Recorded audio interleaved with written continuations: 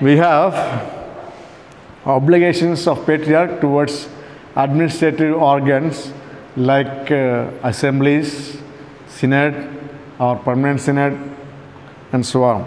So first thing is that he has to hear the permanent synod, the synod of bishops, or sometimes even patriarchal assembly in cases of serious matters, because it's always good that he consults them, provided anything it becomes ecclesial decision, ecclesial act it will be.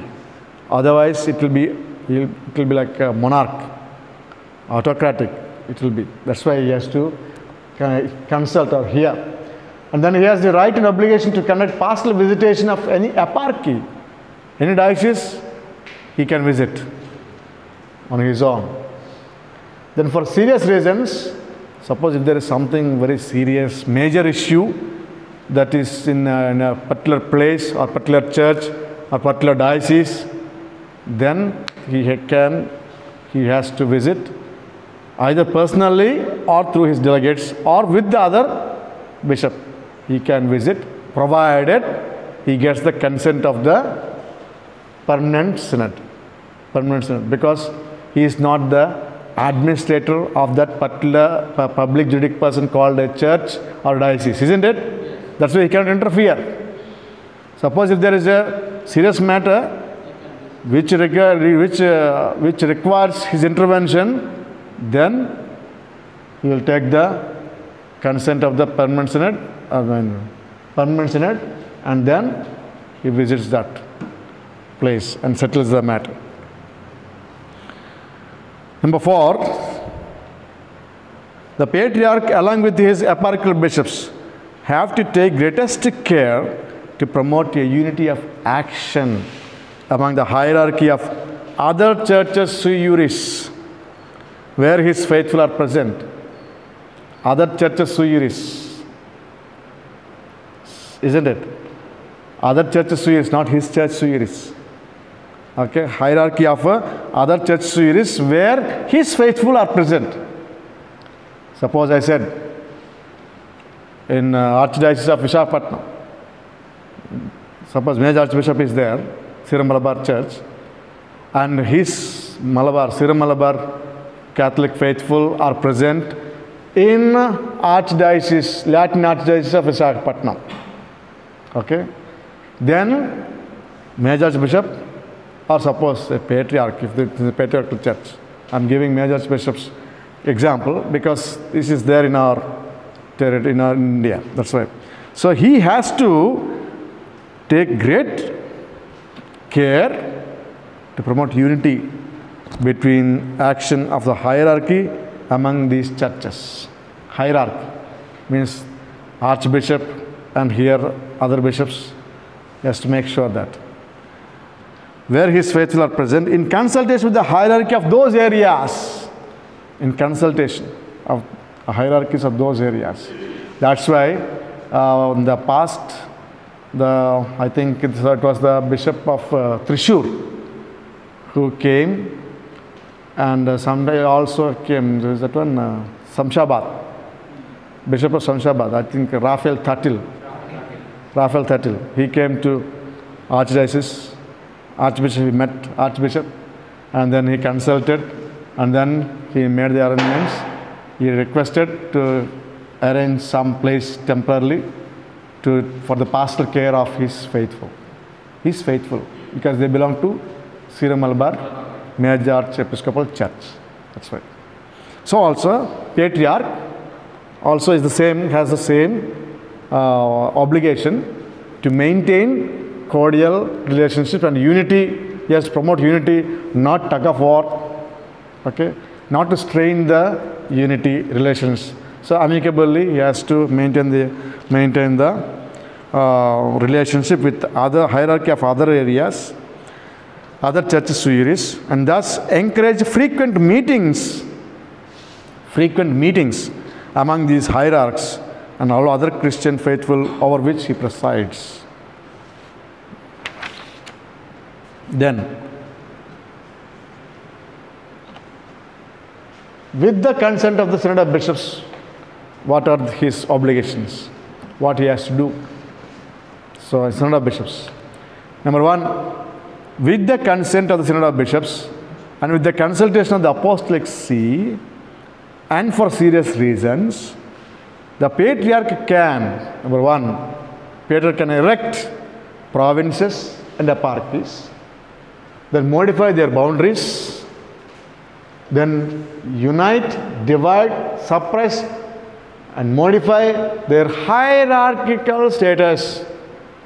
Suppose an eparchy, a diocese can be elevated to archdiocese. He can do that. So, either he can combine two dioceses or divide, bifurcate a diocese. All these things he can do. And then transfer eparchial sees.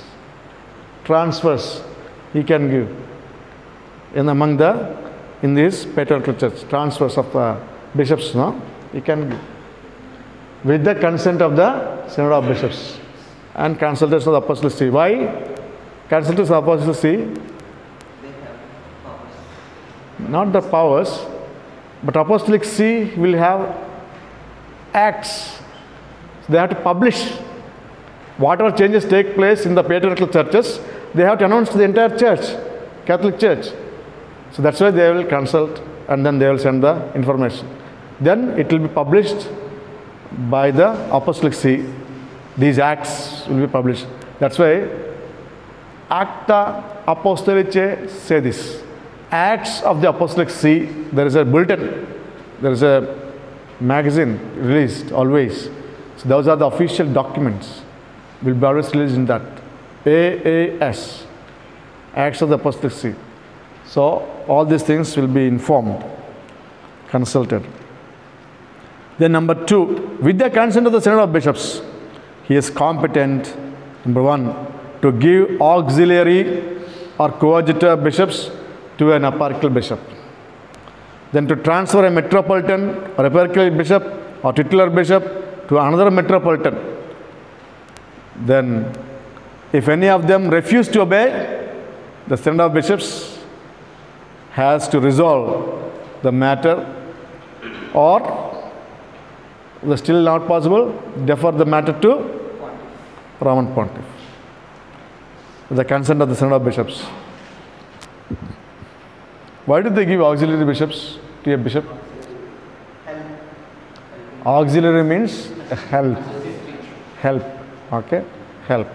So auxiliary bishops are given particular function. Suppose for this area you take care.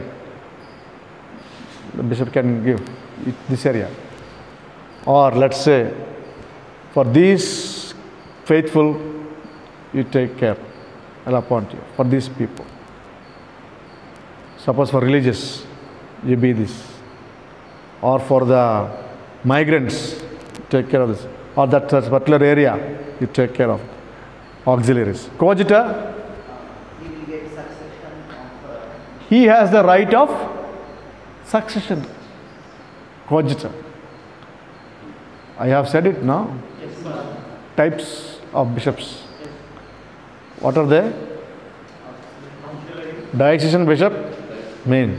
And then auxiliary, coadjutor, teacher, titular. For example, titular bishops. One example for titular bishops. By the very fact that they hold only for office purpose. Suppose Archbishop is Apostolic Nuncio, is Archbishop, only in title. Because as Archbishop he has no diocese or archdiocese, isn't it? Because he holds the title Nuncio, so he is given that rank of Archbishop. So he is ordained as Archbishop without a diocese, without an archdiocese. Do you follow? Do you follow? Yes. That's what. Titular, only for title. Archbishop. Okay. Then, Number 3, with the consent of the permanent synod, the patriarch can erect, modify or suppress exarchies. Exarchies means which are not yet dioceses. Eparchies. Eparchies means dioceses. Exarchies means not yet dioceses but potential to become dioceses. Like apostolic vicariates, all those things. He can. Number 4, he has to inform the apostolic see of the above decisions. I said no. He has to inform as soon as possible so that they publish. The entire world will come to know, entire Catholic Church will come to know these decisions. Next one. Other competencies and obligations of the patriarch. Other obligations. To give to a metropolitan bishop or bishop a patriarchal letter of canonical provision. Canonical provision means, okay, you do this. You do this one. Suppose they request the patriarch for a permission or for some, some grant. He will give. Okay, go ahead. Canonical provision. Permissions, like no? Dispensations. Dispensations, like these things. Number 2, to ordain metropolitans either personally or if impeded through other bishops, and also to ordain all bishops. He has the power. Then to enthrone a metropolitan after episcopal ordination. Once episcopal ordination is over, he will bring him and enthrone him. Yeah. You have seen in Latins also, no?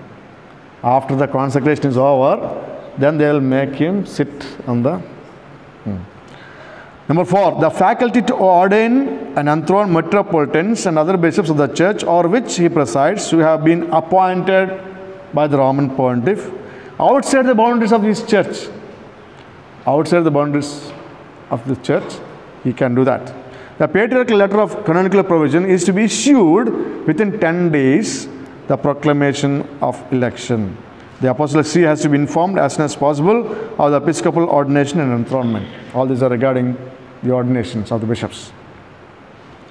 Then the patriarch has to see that the maximum of 3 are elected for the patriarchal curia by the Synod of Bishops. I said no. I have said that for permanent synod is part of the curia. Permanent synod is part of the patriarchal curia. So in the permanent synod, how many bishops are there? 3 plus 1, 4. 4 bishops are there along with him. So out of 4, 3 are to be elected by the synod. So that's why he has to see that the synod elects 3 bishops for the patriarchal curia. That means permanent synod.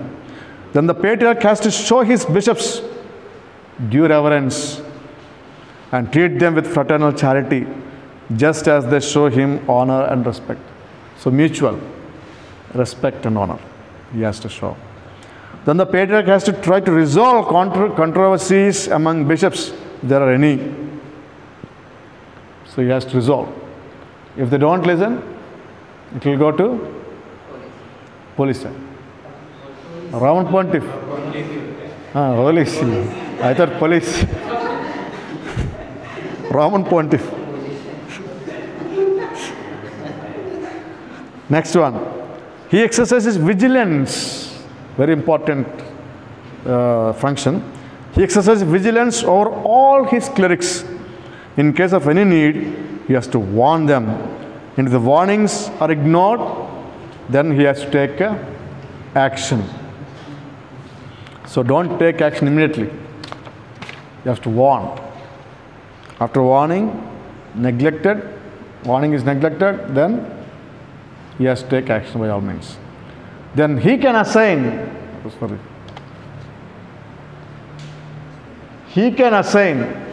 where is it? He can assign a cleric or religious a special function or to work under him to exercise all over his church, for which he will have to consult the clerics, eparchial bishop or religious major superior. For example, he wanted a particular cleric to be a secretary. So he has to consult his bishop. for that particular work he has assigned, no? The work. Or suppose he wants, let's say, for pastoral center, something like that, pastoral center, to work in the pastoral center.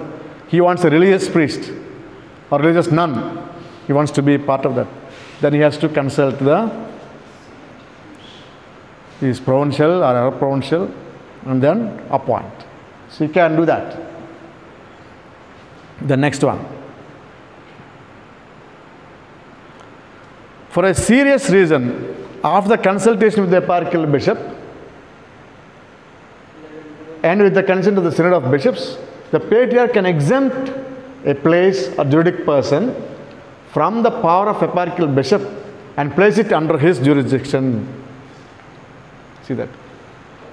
The place is under the jurisdiction of a particular bishop, suppose. But for serious reasons, if there is any manipulation or if there is anything serious matter, then he can remove that place from the jurisdiction of the bishop and then he will place it under his. It's like a union territory, it becomes. Union territory, no? Understood, no? Simple as that. So he will directly rule, not the local administrator. Next, number 4, next number 11, 12. He is to reside in his see and is not absent from it except for a canonical reason. So here obligation of residence in his church. He has to reside. What for? This residence is important to be available for the for his functions. If he roams around, cannot. So also tomorrow when you become priest, you should reside in your parish, presbytery. Okay? Not visiting the presbytery. Reside in the presbytery. Good morning, brothers. Yesterday we have started seeing patriarchal churches, and patriarchal churches are headed by patriarch, who is the father of the entire church. Then we have spoken about the nature of his spouse, that his spouse are ordinary, proper, and personal. Then the scope of his power is always within the territory of his church, patriarchal church. The scope of his power. Then what are the powers that he enjoys, he has in patriarchal church? Executive or administrative powers. Legislative powers and then judicial powers are in the hands of synod of bishops. Okay? But he represents in judicial matters the patriarchal church he represents. Okay, then we have in his administrative powers, we have seen already obligations of patriarch concerning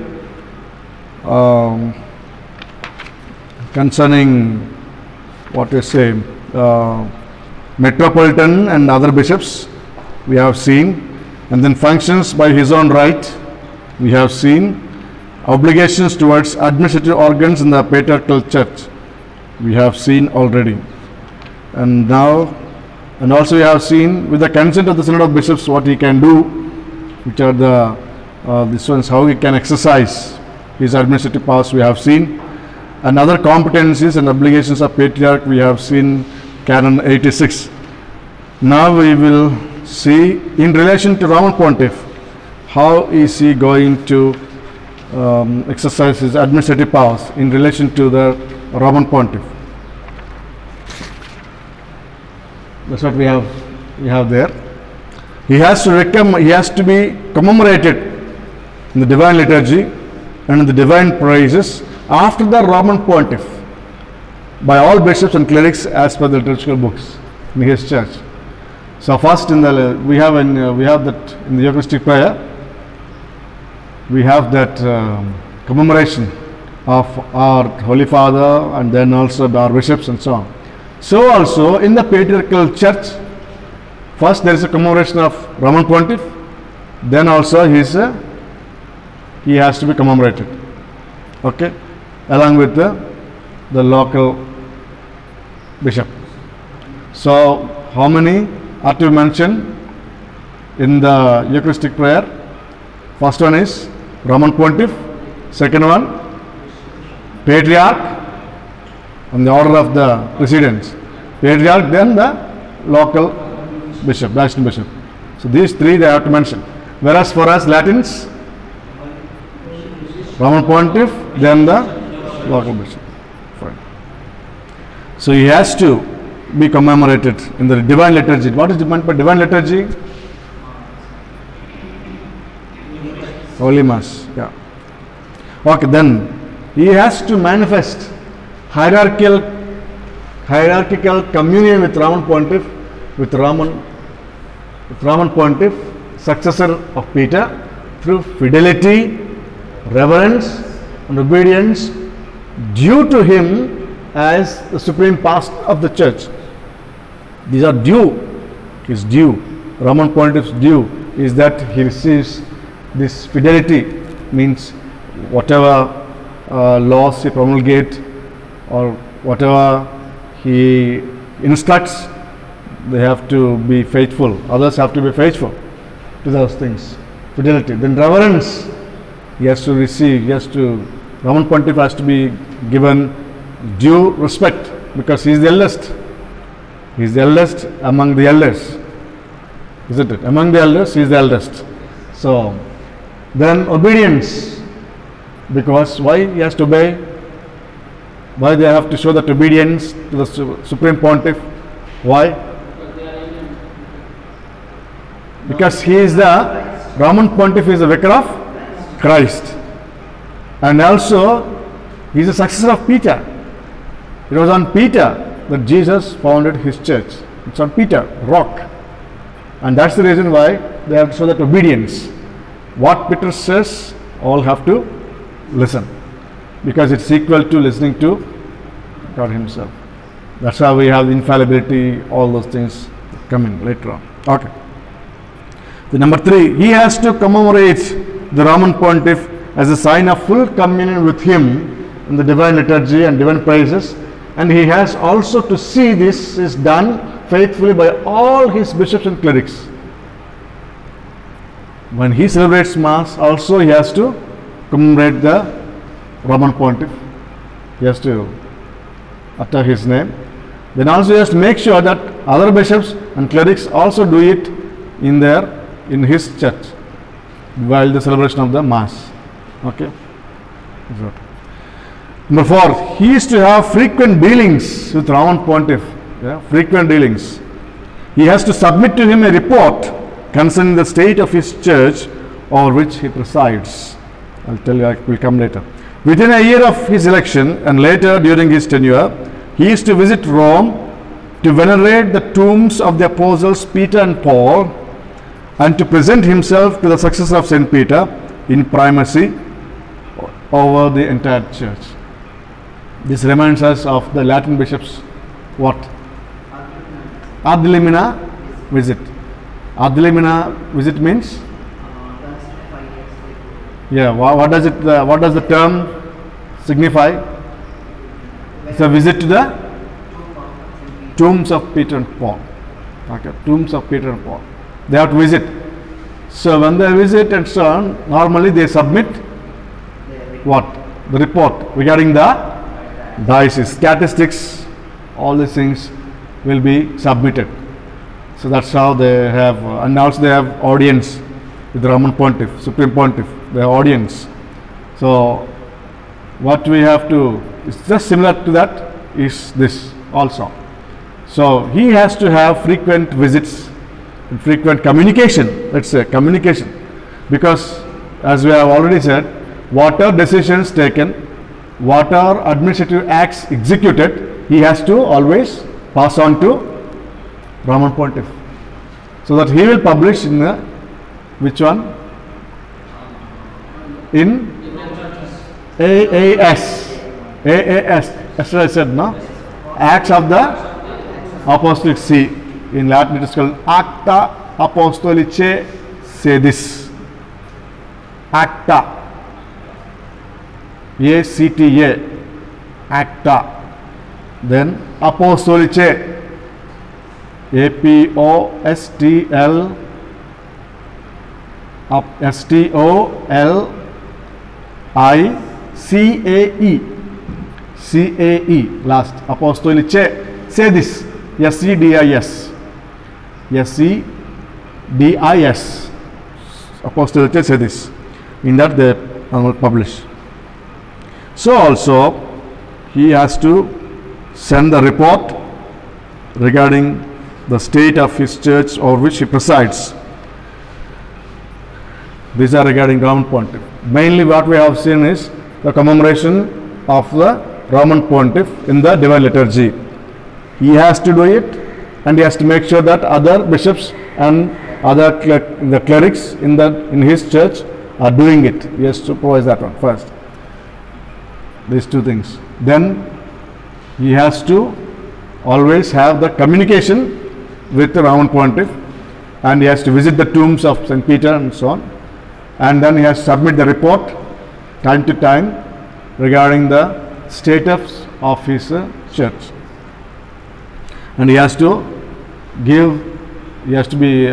show fidelity, reverence, obedience to the Supreme Pontiff, what is due to him as the successor of Peter.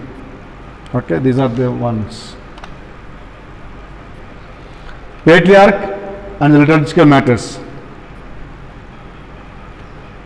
The Patriarch must celebrate the Divine Liturgy for the people of his entire church on feast days established by particular law.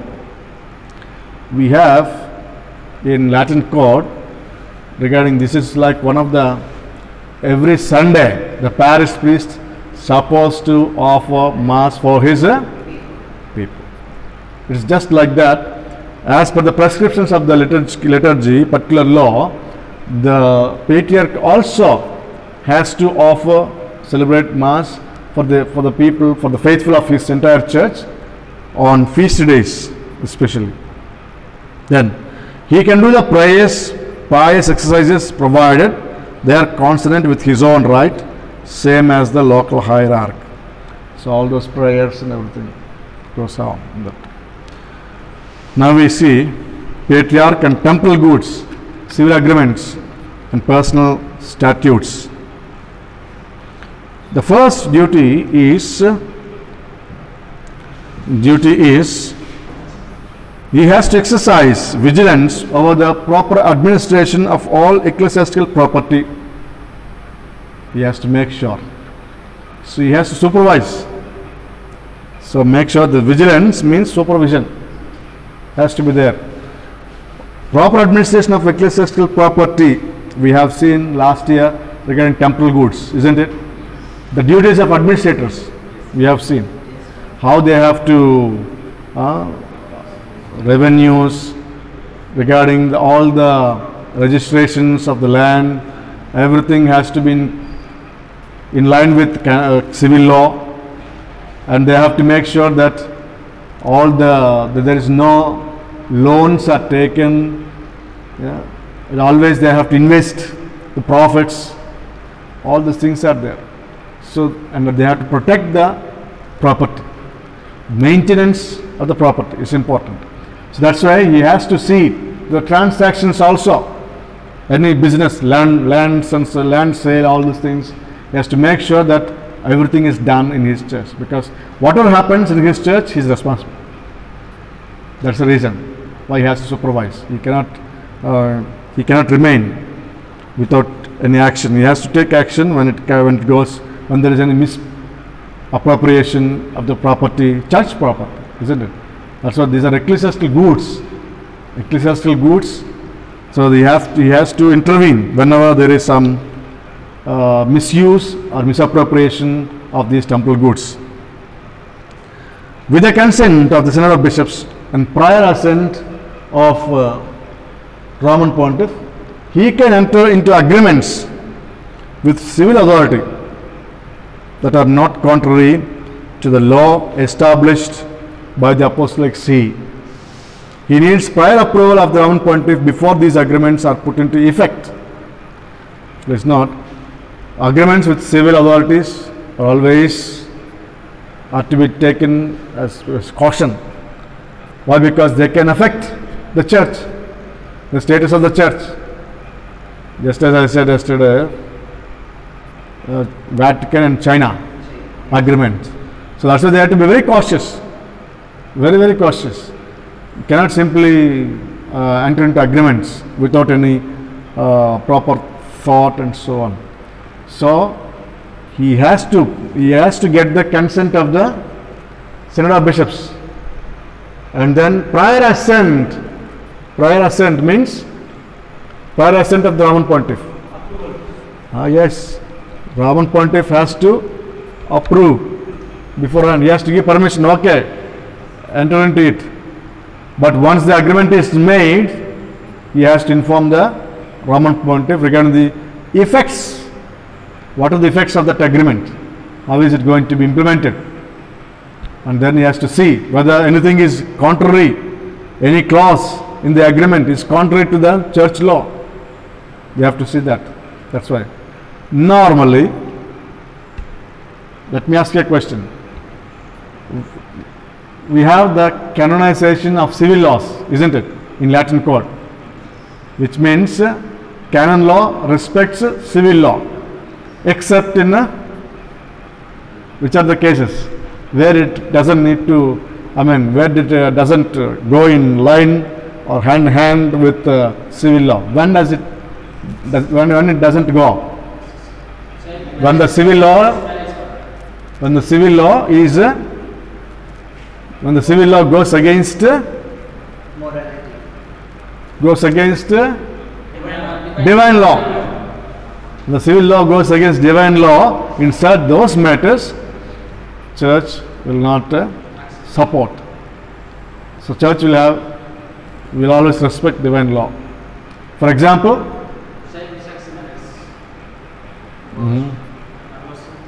then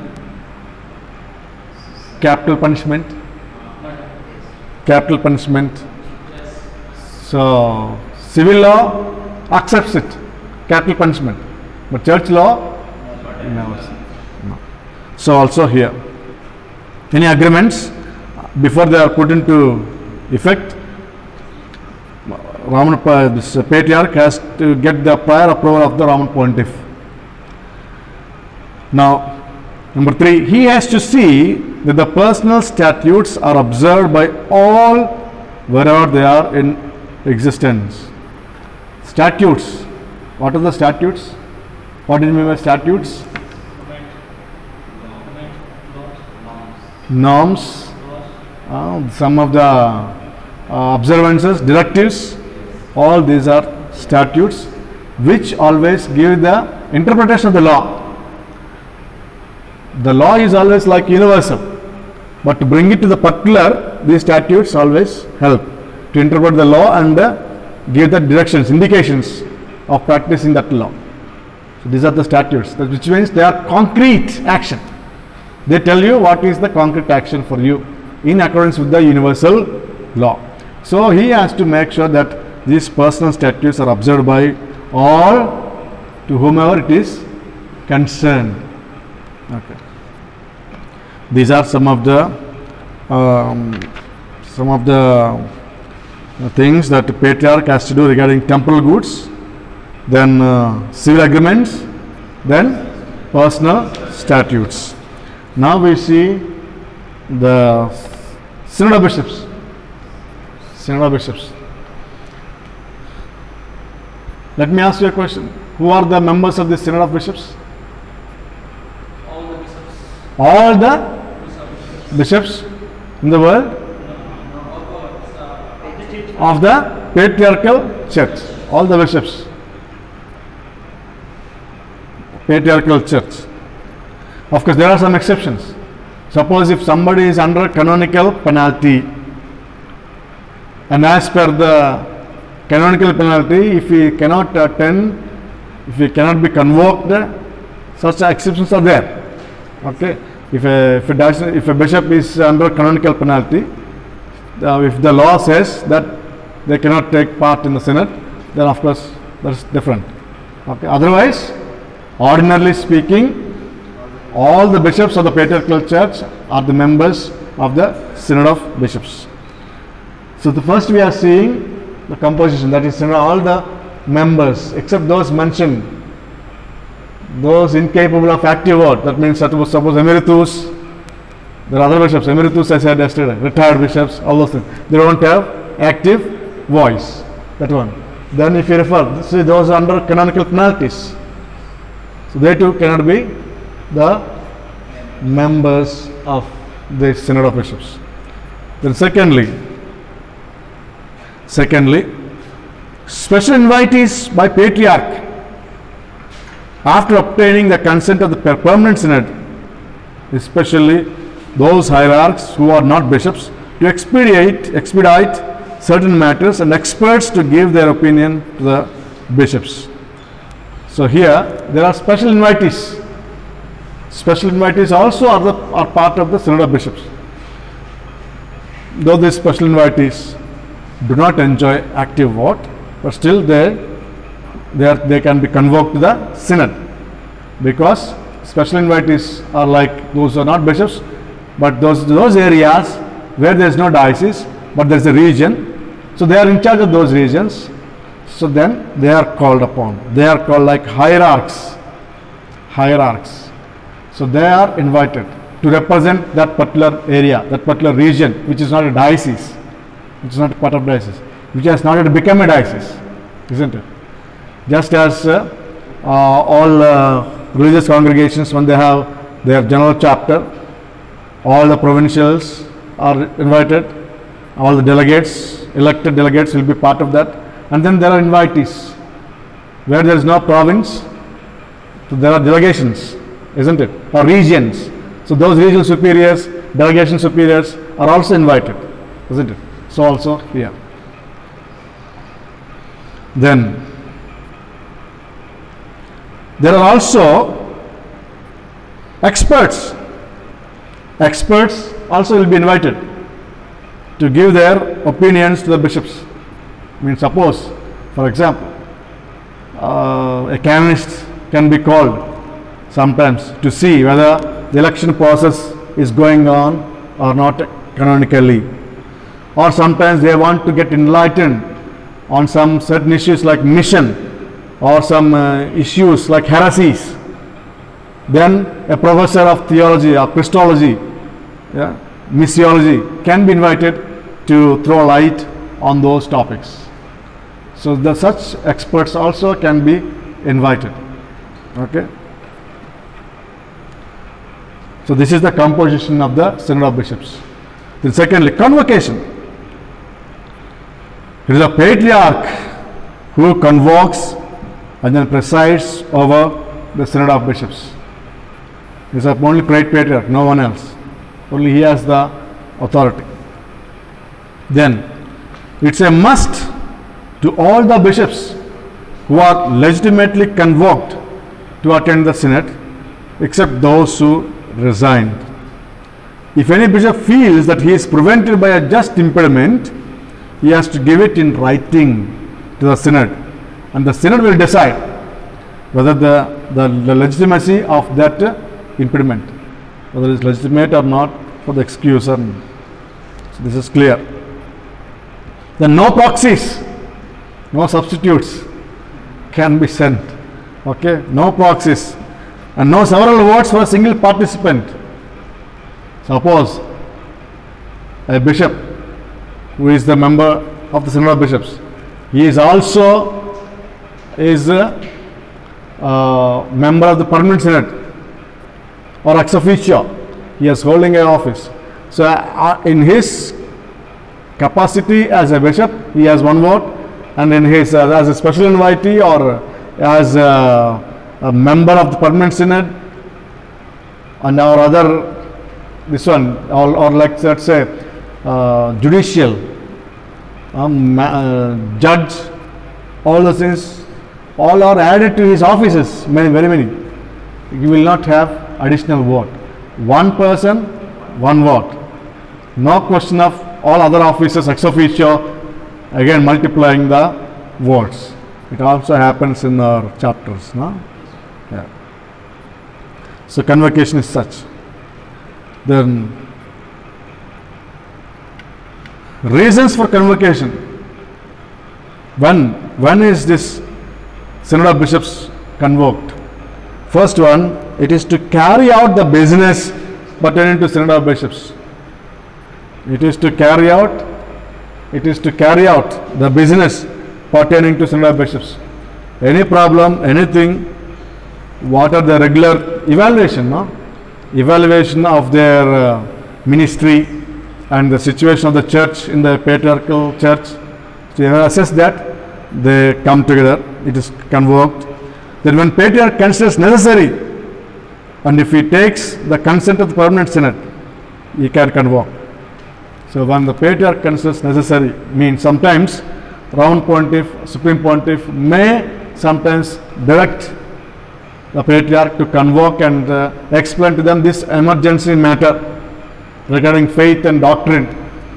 So kindly convoke, if he says, then he has to. And then he has to get the permanent consent of the whose? Permanent synod. He has to get the consent of the permanent synod. Who are the part of the permanent synod? Patriarch and 4 bishops, out of which 3 are elected, 1 is nominated. So this is the permanent synod. So this is a core group. So he has to get their consent if he has to convoke extraordinarily, let's say, extraordinarily. Then number 3, when at least 1/3 members request it for a given matter. 1/3 members of the bishops asking, yeah, the situation or this one we have to discuss. This is the present situation is something very serious, and if they express that, he has to convoke 1/3 of the bishops. This is regarding the reasons for the convocation. Then we have the legislative powers in the Synod of Bishops. Synod of Bishops is exclusively competent to make laws. So only Synod of Bishops. That's why I said legislative powers and judicial powers are in the hands of Synod of Bishops. Okay, so just like Parliament. So they make laws. There are only 2 exceptions, 2 limitations to this lawmaking. The first thing is that laws cannot be contrary to common law or universal law. Common law, CCO or CIC. Okay, cannot be contrary to these. These laws cannot be contrary, opposite. Cannot be opposite to this. Opposition. The number 2, binding force of these laws is restricted to the territory of patriarchal church. So only there these laws are applicable. The place, in their territory, in their geographical boundaries only. Outside the boundaries, he cannot impose, because other churches are there. Though his faithful are there in other churches, he cannot impose the same laws. He cannot make laws for them, because they come directly under the other church's jurisdiction. Okay, clear? So these are the 2 limitations. The number 2, it establishes the manner and time of promulgation of laws and the publication of the decisions. So how it has to be promulgated? Suppose, for example, when in Latin code, it is said promulgation is done always through. How is it promulgated? What is the document? What is that? This one. Where are those acts are found? Acta Apostolicae say this. Through that the promulgation takes place. Okay. Otherwise, what are the round pontiff, what are the manner round pontiff decides. Sometimes Lazaretto Romano, you have seen the magazine, in the publication that one, or any other manner can be. So also here Synod of Bishops will decide what are laws that are made or to be published either through whatever means and so on, and the time when onwards they are going to be coming, they will be in effect, when onwards, the time also they will decide. So the Synod decides. And then number 3, acts regarding laws and decisions are to be sent to Roman Pontiff as soon as possible. It's a responsibility of the Synod which has to send all the acts to Roman Pontiff, as I said, no, because Roman Pontiff has to publish these things in his Acts of the Apostolic See. Number 4, it has to draw up its statutes, in which number 1, Secretary of the Synod, number 2, preparatory commissions, order of the procedure are to be mentioned. Statutes of the Synod. Statutes of the Synod. I mean, that means who will be the secretary, who will be under that commission, which are the commissions, all these things will be mentioned in the statutes. So he has to, that's the responsibility of the Synod to draw up these statutes. So with this, this one, what I say, legislative powers of the Synod of Bishops we have seen. Now we see a new topic, that is judicial powers. Judicial powers. As I said, Synod of Bishops exercise judicial powers in patriarchal churches. Patriarchal churches. The first one is, as I said, the Synod of Bishops. Synod itself is a tribunal. It's also a tribunal. It is a superior tribunal within the territorial boundaries of the patriarchal church. So Synod is the one that is going to. So Synod will appoint. So that's what is the next one. It elects by secret ballot from among its members. Number 1, the president, general moderator for the administration of justice. That means for tribunal. Tribunal. It will elect 1 president. Then secondly, 2 bishops. So these 3 together form the tribunal of the Synod. Synod of Bishops. Tribunal of the Synod of Bishops. 3. One is president or the moderator, other 2 are other bishops. So these 3 bishops will form the tribunal of the patriarchal church and the Synod of Bishops. And whenever there is a case and judgment is given by the tribunal of the Synod, it has to go ultimately to appeal, isn't it? So appeal is again to Synod itself. Please make sure. Appeal also goes to Synod. Then, number 4, cases against patriarchs and criminal cases against bishops have to be filed before the Roman Pontiff. Against bishops and against patriarch, the cases will defer to Roman Pontiff, because it's already there who is competent to judge in the CIC also. Roman Pontiff is competent to judge cardinals, bishops in criminal cases, in patriarchs, papal legates. Papal legates means nuncios, all this.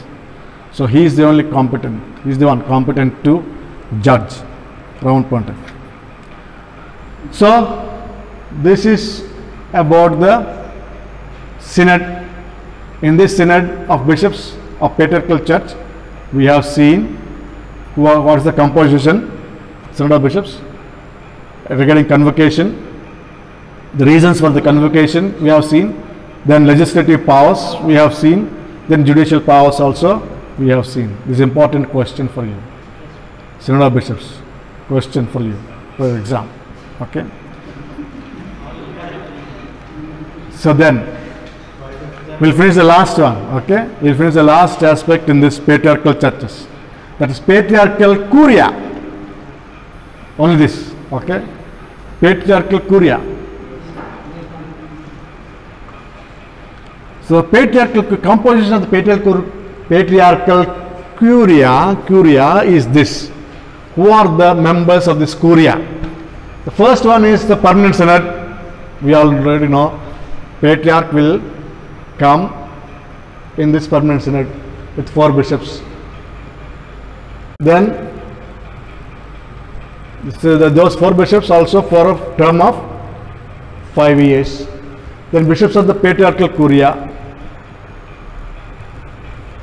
Bishops of the patriarchal curia means already here it comes.